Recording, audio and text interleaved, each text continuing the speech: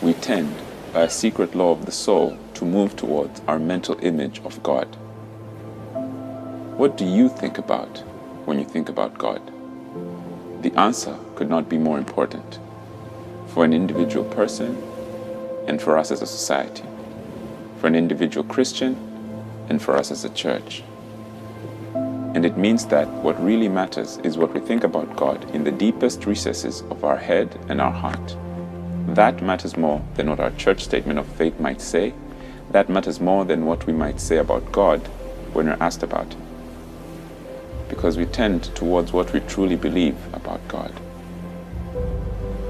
Whether you have believed in God for a lifetime, or whether you're not sure if you do, who do you think God is?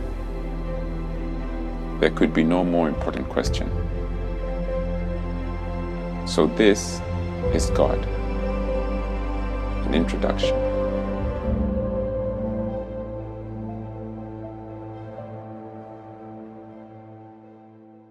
Good morning, everyone. My name is Annie Abarre, and I'm part of the church here. Been part of this church for 5 years or so now, for those of you that don't know me. And it's great to be here speaking with you this morning. And today I'm going to be talking to you about God's omnipresence. So we're in our series on an introduction about God. And before I start off today, I just wanted for you to consider the size of the universe that we find ourselves in this morning. Now, my youngest daughter, who unfortunately can't be at church this morning because I was down at the walk-in centre at 8 a.m. She's got tonsillitis again for the second time in 6 weeks. So I've already been down to the walk-in centre, I've seen by a doctor, I've been to the pharmacy to get her medication. But she loves space.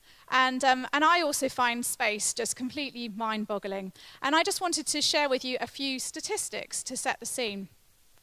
Did you know that astronomers estimate that there are 275 million new stars born every single day? Quite amazing. Did you know that there are currently more than 3,500 planets that are known, but they think that there's obviously way, way more than that, and none of them are like the planet Earth where we live. And I found this quote by the BBC Sky at Night magazine, which I'm going to read out to you. It said there are approximately 100 sextillion stars in the universe.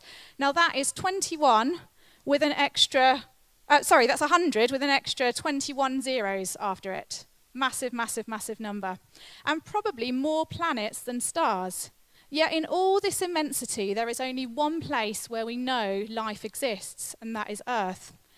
And despite searches for intelligent signals, no sign of intelligent extraterrestrial life has ever been found.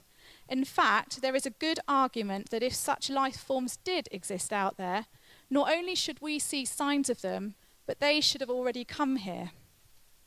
Now, the Earth that we live in is the perfect size, isn't it? If it was too small, we would just float away. And if it was too big, we would just be crushed by gravity. It's also the perfect temperature, a little bit cold today, but, mild for the time of year. We love to talk about the weather, us Brits. And the perfect blend of nitrogen, oxygen, carbon dioxide to enable us to breathe. And we rely on these things every minute of the day, don't we, to survive. But yet what I want us to really get an understanding of today is how God is actually more present to us than all of these things. He is more present to us than the air that we breathe, the temperature we feel, and the gravity that keeps us grounded. God is present in all places. So we're going to be looking at the attribute of God's omnipresence today, and it is one of the so-called incommunicable attributes of God. Now what that means is it's one of the ways that God is totally other than us, that he is completely amazing and alone and distinct from his creation. And with these attributes, we can only really try and define them, but actually, because God is so infinite and so big and so amazing, it blows my mind. I really struggled to kind of even define these things, but we're going to have a go today. And if nothing else from this morning, I really want you to go away with a fresh perspective of how big and powerful and incomprehensible God is, and how small and tiny we are in comparison to God. So the passage that we're going to be looking at today is in Acts 17. So if you want to follow along in your Bibles or on your app, now's a good time to get that out. We're in Acts 17. The key passage we're going to be looking at is verses 24 to 28. But I'm going to start reading from verse 16 because I think that really helps to set the scene. I'm also reading from the ESV version. So if you are on the app and you wanted to follow along in that version, that would be great. So here we go. While Paul was waiting for them in Athens, and that's waiting for Timothy and Silas, so while Paul was waiting for them in Athens, he was greatly distressed to see that the city was full of idols. So he reasoned in the synagogue with both Jews and God-fearing Greeks, as well as in the marketplace, day by day with those who happened to be there. A group of Epicurean and Stoic philosophers began to debate with him. Some of them asked, "What is this babbler trying to say?" Others remarked, "He seems to be advocating foreign gods."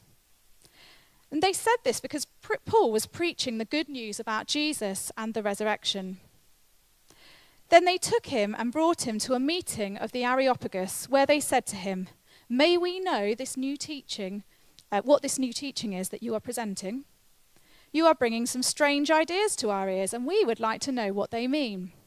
In brackets, all the Athenians and the foreigners who lived there spent their time doing nothing but talking about and listening to the latest ideas. Paul then stood up in the meeting of the Areopagus and said, "People of Athens, I see that in every way you are very religious. For as I walked around and looked carefully at your objects of worship, I even found an altar with this inscription, 'To an unknown God.' So you are ignorant of the very thing you worship. And this is what I am going to proclaim to you. The God who made the world and everything in it is the Lord of heaven and earth and does not live in temples built by human hands. And he is not served by human hands as if he needed anything. Rather, he himself gives everyone life and breath and everything else. From one man he made all the nations that they should inhabit the whole earth, and he marked out their appointed times in history and the boundaries of their lands. God did this so that they would seek him and perhaps reach out for him and find him, for he is not far from any one of us. For in him we live and move and have our being. As some of your own poets have said, we are his offspring." So Paul is waiting in Athens for Timothy and Silas to join him, and he's walking around the city and sees that there are these altars everywhere to these, idols, loads of idols, and they've even made one to this unknown God just in case they'd forgotten one, so that they covered all their bases. And, the people are interested, they're open, they really want to hear what Paul's got to say. So they bring him in front of the Areopagus. Now, the Areopagus is thought to be a council of elders, so these would have been prominent people who wanted to hear more. And they were probably a bit like a senate or a judicial body. And they would meet on the Areopagus, which you can still visit in Athens today. And there's a picture here, so you can see the lady in the striped shirt. She sat on the Areopagus, and right behind the Areopagus is the Acropolis, where they worshipped the patron goddess of Athens, Athena, who was their sort of protector or goddess of war that they worshipped. So he's sort of making this speech in the backdrop to that. Now, when I'd not been long qualified as a dietitian, I had to go and give a presentation on diet and heart health to a group of GPs and practice nurses in a doctor's surgery. And so I got myself ready for the presentation. I got myself dressed in the way that I think healthcare professionals should look. I even carried my folder with me to look the part. And I'd done my research. I quoted research from the British Medical Journal, and I gave them lots of statistics so that I knew what I was talking about. And, I told them things like, if you've had a heart attack in the past, you should have oily fish twice a week rather than once, because that will reduce your chance of having another heart attack. And then I gave them some new information. I told them that if someone has high cholesterol, they could eat as many eggs as they wanted in a week, and it wouldn't affect their cholesterol. Well, there was a deadly silence in the room. It was like I'd just dropped a bombshell and taken away from them the one piece of advice that they were giving to all their patients with high cholesterol. What are you telling us that you can't, you can only eat 3 eggs a week? Surely that's what we've been saying for years. I was like, Well, a few years ago, the advice changed, but they're still giving this advice to their patients. And, you know, the information that I was giving them, whilst being sort of very familiar and speaking their language, also this piece of information was just completely alien to them.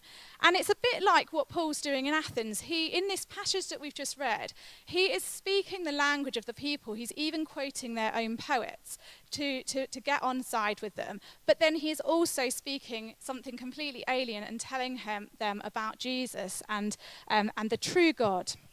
And he's in particular making really astonishing claims about God's omnipresence.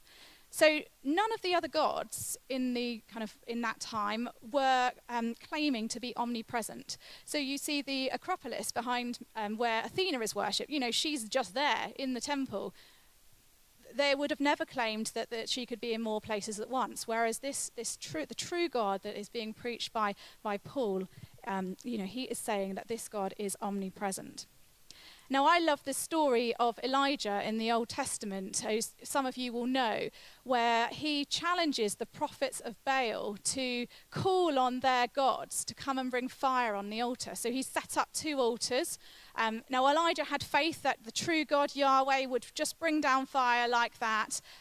But he was like, call your gods, tell them to come and bring fire down. So these prophets, they start calling out, come on, bring the fire. They're pleading with their gods. They're dancing, they're even cutting themselves, the Bible says. Yet nothing is happening. And Elijah, he sort of sits there. I can just imagine him sort of just like, maybe your God is traveling. Maybe he's busy. Maybe he's asleep. Or maybe, just maybe, he's doing a number 2 on the toilet. That's literally what he says. So again, these astonishing claims about the true God's omnipresence. Now, what is omnipresence? It's made up of the root words omni and presence. And omni, you'll know, means all. When we're thinking about it in terms of God, it's sometimes easier to think of it as limitless. And we all know what presence means, next to, here, this side. So we're talking about God being limitless in terms of his presence. But we're going to take this a little bit further. And in particular, we're going to think first about how God is everywhere and what does this actually look like. Now, it's important, I think, to say that God does not have spatial dimensions like we do. He does not have a body like we do. In contrast, our passage tells us that we have been made to live in this world at our appointed time in history, and we have boundaries in our land. So I was born in 1982. I'm nearly 40. That's so scary, isn't it? And I will be here on this earth until I die. That is my appointed time in history. I live here in Shirley, and tomorrow, well, I'm hoping to be travelling up to York if my youngest daughter's well enough. But I can't be in Shirley and York at the same time, except on Zoom. But God is present at every part of his creation. But he's also very distinct from his creation. So we have to remember that he is not a created being because he is the creator. And because God is distinct from the things that he is created, what we can't say is that God is in the chair you're sat on today. He's not in the fabric or in the plastic. We can't say that he's in the water that was made to make your coffee or tea this morning, or he's in the wood in the tree outside. He is completely distinct from his creation. It's a poor analogy, but it's a bit like a sponge. If you dunk a sponge in water, it becomes wet, doesn't it? The water is everywhere in the sponge, but it's still separate from the sponge. Now, water and a sponge both have spatial dimensions, so it's a rubbish analogy, but I thought it was helpful just to kind of see that distinction. But what we're also not supposed to do is to see God as just this like big version of us, or this like massive, large, abstract being. In John 4, when Jesus is visiting the woman at the well, he tells her explicitly that God is spirit, that God does not have a body. I often talk to my kids. I love that song, He Holds the Whole World in His Hands. You probably know the one. And, my daughter, my youngest daughter, she says to me, does God really hold the world in his hands? She's thinking of him as this big version of us holding the world in his hands. And of course, that's a metaphor for the fact that he sustains us. But I think sometimes we can get into that, the wrong mindset that he is just a version of us. But also, it's really important to think that God isn't just like some invisible ether, just like floating around through the atmosphere or through space. Because if that was the case, that would mean that like a part of him would be here in this room with us today, a part of him would be outside there, a part of him would have been left in your home. So we must, we must sort of come to that point where we believe that God is everywhere. Well, that's what I believe anyway, and I hope you will be with me on that page by the end of today. And it is really hard for us to understand that, because try as we might, with modern technology like Zoom that enables us to be in more than one place, we can't be in two places at once, can we? If we try and be two places at once, we just spread ourselves thin and get exhausted. Now, some of you here will, if you're like me, we struggle to even be in one place at one time. You might be thinking about Sunday lunch or what you're doing for the rest of today, and so you're not even fully present here today. Maybe, but God never gets tired or exhausted. In fact, if you pop the next picture up, there's a picture here, I don't know if any of you have ever been there, of the Four Corners Monument in the US. And it's basically the only point where 4 states intersect. And just like this boy's doing, you can put both your hands and both your feet in a bit of one of the states and be in 4 places at once. Or you could go to the equator and put both your feet on either side of the equator and be in 2 places at once, if you want to try that one day. So God is also not limited by time and space. And this, again, blows my mind, that if we think about, because God is the creator, he is the one that actually created time and space. So before any of this, before even time and space existed, God was. He was there. He was there. He's been there forever and will be there forever. And that just really blows my mind. But because he is present everywhere, what God also isn't is confined to a particular building. So we can't say that, you can only find God in a temple or a specific church or a specific type of church. He is fully present everywhere. And I love this quote by Wayne Grudem, who's a theologian. It's going to come up on the screen behind so you can follow along while I read it. And he says, while the thought that God is everywhere present with his whole being ought to encourage us greatly in prayer no matter where we are, the fact that no one place can be said to contain God should also discourage us from thinking that there is some special place of worship that gives people special access to God.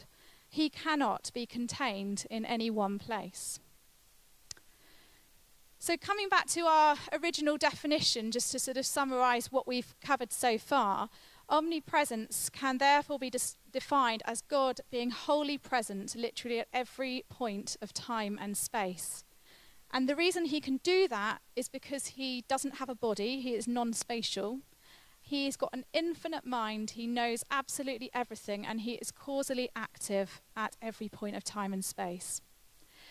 And, if that feels a little bit sort of technical for you, I love the words of Psalm 139, which really bring it home to me. It's one of my favourite passages of the Bible, and it tells us that there is nowhere that we can go from his presence. And it's just this beautiful passage that speaks of his presence, his closeness, and how he fully knows us. And how he is everywhere, filling heaven and earth. And that's certainly a God that I want to worship. So we've looked at sort of what omnipresence is. And as I was preparing this, the thing that was kind of going around my mind is, wow, what about, feel it when we feel the presence of God? Because we talk about that, don't we? We say, God, would you come and fill this place with your presence? Would you be here? I want to feel your presence. And sometimes I think, there certainly I have myself, many a time, don't feel his presence. And I say, well, I feel far from God. I don't feel that his presence is here. And particularly when things go wrong in our lives, maybe when we've made a decision that maybe wasn't the best decision, or we've kind of done something, made a wrong choice, we can feel far away from God. And if that is sort of where you're at this morning, I want you to take a hold of the truth of what it says in verses 27 and 28 of our passage. That it says, he is not far from any of us, for in him we live and move and have our being. And this is poetic language from the poets of the time to basically say that God is everywhere and he is close to us. And there's another theologian called A.W. Tozer who I found a quote from him that's going to come up in a mo. And what he suggests is that having a firm grasp and understanding about God's omnipresence is actually the point at which faith can begin, which I thought was quite interesting to consider. So I'm going to read that out. He says, the doctrine of divine omnipresence personalizes man's relation to the universe in which he finds himself. This central truth gives meaning to all other truths and imparts supreme value to all his little life. God is present, near him, next to him, and this God sees him and knows him through and through. At this point, faith begins, and while it may go on to include 1,000 other wonderful truths, these all refer back to the truth that God is, and God is here. Now, back in the summer, I applied for a job as a university lecturer on a new dietetics course. Now, I wasn't even looking for a new job at the time. I just sort of came across it, and I was encouraged to apply by the person who was leading the course. So I got myself really excited. I was like, I'll sounds great. New opportunity, new challenge. So I was offered an interview, and I spent a load of time, probably more time than I should, preparing for the questions, had to do a presentation, and it was all on Zoom as well, so just making sure I was happy with the screen sharing and all of that side of things. And when I didn't get the job, I was crushed, I was disappointed. I thought I was going to get the job, so my pride was battered a bit, and my confidence as well. But the words I literally said were, well, God obviously just wasn't in it. It wasn't in it, wasn't to be. But God was so gracious. He reminded me, before I'd been offered the interview, after I'd applied for the job, I went out running. God always speaks to me when I run. It's the weirdest thing. But he said to me, he literally just said to me, I want you to be content to be in the unknown. And I was like, okay, God, what does that mean? Okay, I think I need to think about this a little bit more. So after I hadn't got that interview, he reminded me of those words that he told me on that run. This was during another run. And he added to it, and he said, I want you to be content to be in the unknown because I am in the unknown. So he's like, be there with me because that's where I am. And I just thought, actually, do you know what? That's so amazing that God has got a plan for my life. He's got a plan for your life. Whatever is going on, he is working his plans and his purposes in the background for your life. And he knows you through and through. And he knows me better than I know myself. So therefore, I'll choose to put my trust in him. Now, sometimes we don't recognize God's presence or think that he's in a situation or whatever we're going through for a number of reasons. And first of those is relying on our feelings, which I've sort of already touched on. But I think sometimes we, as I say, feel far from God. And if we're already a Christian here today, that feeling be because we've maybe made a wrong choice or we've maybe done something that is not right. And in that situation, we need to realize that because God is omnipresent, he sees exactly what we've done. He knows what we've done. He's just waiting for us to come back to him, to talk to him about it. And we shouldn't be surprised if he does bring conviction of this to us. But it can also be that, maybe we're fixing our eyes on that trial or the situation that we're going through rather than fixing our eyes on Jesus. And that has clouded our perspective. And in both of these cases, we need to come back to that verse 27 where it says that we should seek him, seek Jesus, and perhaps reach out to him and find him, for he is not far from any one of us. This also has implications if you're here today or listening online and you wouldn't say you're a Christian and you don't know God, that actually the original audience that Paul was speaking these words to were a group of non-Christian people who didn't know Jesus. So if you feel far from God or that you don't have any sort of connection at all with God, this is also an encouragement for you to actually reach out and seek him and see what you find, because you won't be disappointed. So also, sometimes we feel far from God and we don't feel like we're feeling his presence because he can act in different places at different times in different ways in his creation. He has the freedom to do that. And sometimes he is particularly present to bless, sometimes it's to sustain, and sometimes it is to punish. So we're just going to have a look at those three things briefly. So first of all, to bless. Now, when we talk about being in God's presence, I felt the presence of God this morning with the worship. It was amazing. And we think about that as being in like God's divine blessing, being in his love.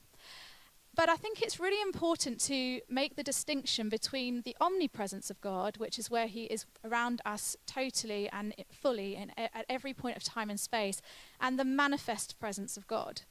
Now, the manifest presence of God is a result of his like overt and unmistakable interaction with us as human beings. And there's a story in the Bible in Exodus 19 where the Israelites are at Mount Sinai, and they'd been in the presence of God. God had been present with them the whole time, but it wasn't until they heard the trumpet, they felt an earthquake, and they saw the fire that they knew that they were in the manifest presence of God. And the Bible talks about it as God descending on Sinai and meeting with his people. That's how the Bible phrases it.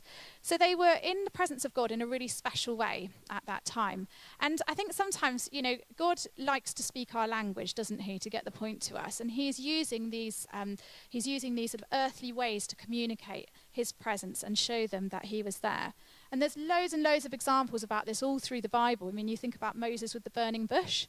I think about Shadrach, Meshach, and Abednego in the fire. And like the Holy Spirit descending at Pentecost. Lots of different examples. Now, at the time I experienced God's presence in the most tangible way was in a friend's kitchen. I was with a small group of other women, young mums, and we were kind of just... We met weekly. We tried to meet weekly to do a bit of Bible study and a bit of prayer. It wasn't even a church event. We just organised it between us. We were all from different churches, actually. And we just got together in her kitchen and we just felt, let's just pray to be filled with the Holy Spirit. And I shared that I hadn't spoken in tongues before and I wanted to receive that gift. So the girls got around me and prayed. I had my hands up, prayed to receive the gift of tongues, which I received. But also they were like, look at your hands. They were covered in gold dust. It was the most amazing experience. I so tangibly felt the presence of God. And then at the same time, we had one of the girls in the group. She was struggling with like crippling IBS. We prayed for her. She was instantly healed. And had a word of knowledge about somebody else in the group as well that was like really spot on and what she needed to hear. So, but it wasn't like God was spreading himself thin somewhere else so that he could be more present with us. It was just that he was using these earthly ways. And actually for me to look back on that time and know that I felt his presence so tangibly has been really important, because there have been times when I've doubted, can I speak in tongues? Can I hear from God? Does he still heal today? I'm like, of course he does. Like, I know, and I've seen so many examples of that. But having that sort of marker in the sand for me has been really important. So God is also present in different ways and different places to sustain us. Our passage says that he gives everyone life and breath and everything else. So God is constantly sustaining, keeping this universe that we were talking about earlier functioning.